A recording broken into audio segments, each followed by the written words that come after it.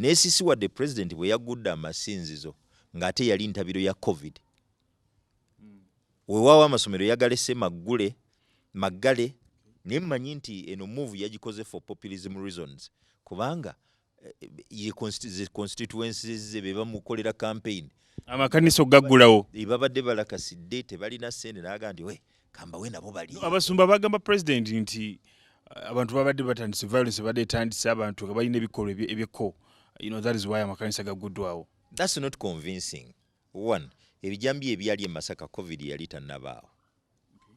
Obutemu obubaddewo effujjo eribadde mu kulonda COVID kugamba even before COVID wabaddewo effujjo amaka gabadde gafa abantu babadde battingana gwegenda agataliiko nfufu olwoosa lwaki gajja ku exposinga bikolobero ng'ebyo nammwe mulina agagafaanana mutandise kubye exposinga mu COVID ate mu COVID abantu babaddeko ebikolobero naddala obumenyi bw'amateeka bubadde bukendeddemuuko ng'abantu buli omu ali gyali kati okuŋŋamba nti ate baggulawo kubanga obumenyi bw'amateeka bubadde bweyongedde. To me that is not convincing. Bannayuganda abamu beebuuza nti lwaki amasomero tegagguddwa amakanisa ne gaggulwa ensonga eno ogiraba oti are the churches is it the right time for the churches to be open right now? Nakugambye I've told you religious fraternity is President Museveni's constituency.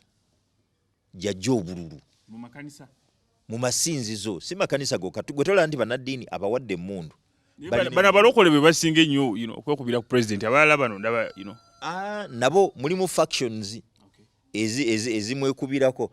Hey, kankubuulire gw'obalaba bw'otyo nibamanyi okwogera mbwama era abavaayo ne boogera openly nti omusajja temumuwa kiki abo very very few naye abasinga clandestinely baagala abeerewo. Ekisooka ali very mukujjukujju president tewali nzikiriza gy'ataasuubiza ssente. Church of Uganda obagi owinga billioni meka, Catholic Church obagi owinga billioni meka, obusiraamu obabu owinga meka. Kakati abapentekote bo amanyi nti bangi bamenyi b'amateeka. Lwaki abawa kigendererwa ki? Amanyi nti balina cases nyingi nnyo era buli fayiro ejja nga bagiyita baba bagi investigating nti we bagyetaaga akati kumugamba gwendi oende anti kafayiroko kano gwe walabyeko ye mwana yayimira n'alagula abali wansi ne waggulu nti asaanidde okwebwa akalu yeyo weri Kaguta Museveni. Nze njogera mazima amakanisa amasinzizo abamenyi b'amateeka bangi kati ate bonna bawagira. Lwaki bawagira? Kubanga bufayiro buno buleme kutambula. Kubanga bw'onooba omuwagizi gwe yamba yero uteekayo ssente ate banaaku investigatinga musajja avaayo n'ayogera publicly nga bw'awagira Museveni. Police officer ali ku ddaala lya constable oba ne bw'abeera sergeant ne bw'abeera simanyi madaala gaabwe kwe bali nga yeetantala okuinvestigatinga fayiro eyo. ASP agambye owange fayiro eno bagyetaaga waggulu ng'adda mu kuginvestigatinga. Kati yajja kukola campaign forever as long as Museveni ye president. Ogezi n'ogamba amasinzizo constituency za President Museveni ekigambo kino ndaba ng'ekinene si kinene kitono nnyo. Nkusomolere ani nannyini mmundu eziri mu ggwanga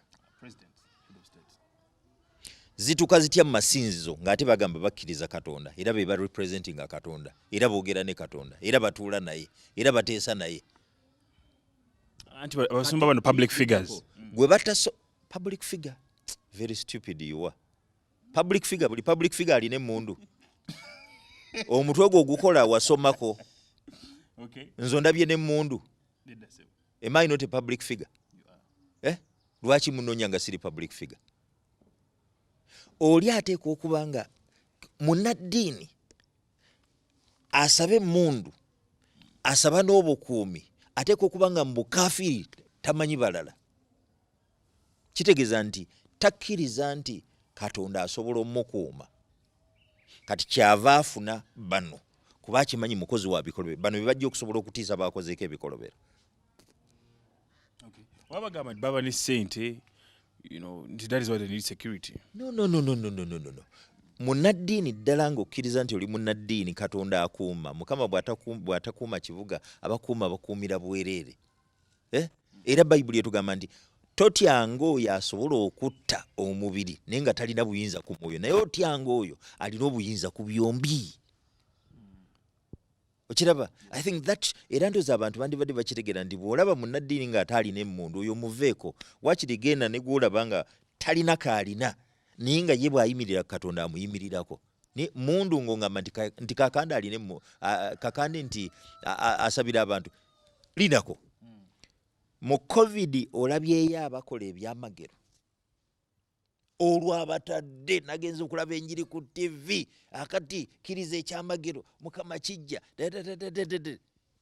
ekya COVID kibalemye kati mugenda kukola kyamagero ki era kivulanga abantu baga bwe munaabeera abasiru bano bangi nnyo misege gisikula kati batandise okukola ebyamagero naye nga luli babadde tebabikola lindako soko lindeko ensi yonna neebeera ku bunkenke netuka ku stand still nga tulina abasajja n'abakazi abalina amaanyi agakola ebyamagero agazuukiza abafu agawonya kansa agawonya siriimu agawonya ebirala byonna ne galema okuwonya COVID ate nga COVID kitono nnyo. Mbuulira COVID tulina herbal treatment. Nze tebankuba mpiso kuba byagaana naye nejjanjaba nywa entangawuzi ndya kamulalimuka nywa concentrate juice n'ebirala byonna nesobola okutereera. Ne oŋŋamba otya ntosobola okuwonya COVID nga waliwo ebisobola omuwonya nomumatiza nti osobola okuwonya kansa ataliiko ddagala, osobola okuwonya siriimu ataliiko ddagala. Kugamba anti batugamba kitwala kukkiriza. Bayibuli egamba singa mubadde n'okukkiriza okwenkana akaweke ka kalidaali mwandibadde musobola n'okulagira olusozi luno va wano tambula genda. Honors of faith teri kwono gwe basabira. Honors of faith eri kwona claiming anti Katonda amugambye awonye. So tebablaming abantu nti abantu tebalina kukkiriza. So endigozi wabula ki as we end this interview? Begendereze ki? Emisege egisikula kuba gyo mingi ate miyala kuno miyala n'enjala zigenda jijjayo bagenda kufuba okulaba nti bakola buli kakodyo konna okumatiza abantu nti bakola ebyamagero ate nga tebalina byamagero bye bakola bapanga bipange. Okiraba? Naye nga bawuddisa abantu basobole bajjamu ssente bo beegaggawaze. Nene ndiganjavu ndowooza leero zaalabuseemu kwali zijayiga okuba okufuna entrepreneurship minds. Zandibadde zirabuka naye ebizibu bwe bibatuuka ku mutwe ne bibalinnya ku mutwe capability zaabwe okuba nti basobola okwesalirawo erema. Kyova olaba babatadde ng'ate abantu balina ebizibu tebannakolayo na ssente kati babatadde kyokka ate balina okunoonya fees za January era bagenda zibabbako. Ku musajja yabateekateeka nga tuyingira omwaka ndoza gwali 2019 no gwali 2017 ndoza 2017 n'abagamba bw'ate nti bw'oba olina ssente nga bakubanja oyagala fees oyagala ki gwe kwata z'olina ojje nazo tugenda zisabira zebazeemu.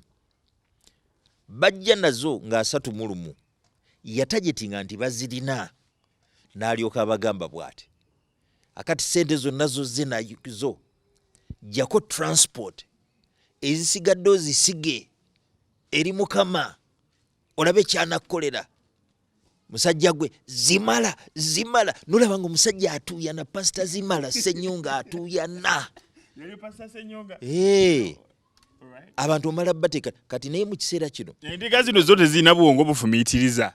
Omuntu ng'alina ebizibu wali obaddeko n'ebizibu saba Mukama aleme kutuusa ku kisenge kubanga Bayibuli egamba Yesu bwe yali atuyigiriza yagamba nga tusaba nti totutwala mu kukemebwa ne tulokole mu bubi. That trying time is very very tempestuous kubanga onoonya wuddukira onoonya n'akuyamba. Usually abasooka okweraga nti be bajja okuyamba ate babeera babbi oba baba bagenda kuhatinga even further. Okiraba? Kyovola Yesu yayogera bw'atyo ne Quran ekubiri kagamba ena close nti Mukama akukingirize akutaase aleme kutwala mu kaseera kali kubako kazibu. Akaseera ako omuntu agamba ntagenda mu masaba alinnyayo omukyala anoonya mwana, omwana yabula, ali ku kisenge, omusajja amugamba tonzaalira mwana, anaakola ati omulala afiiriddwa, ali mu bulumi, ali mu maziga, anoonya solesi, ayagala gamusangula.